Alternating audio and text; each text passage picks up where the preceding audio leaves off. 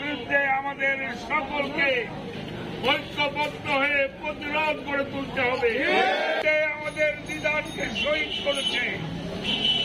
আমরা জানি একজন পতিত চষা বাংলাদেশের আম্পায়ার এই দিদার তাকে কোবরা ইউনিয়নের চেয়ারম্যানের নেতৃত্বে হামলা করে হত্যা করা হয়েছে। শেখ হাসিনার দোসরদের বাংলার মাটি থেকে উচ্ছেদ করতে হবে।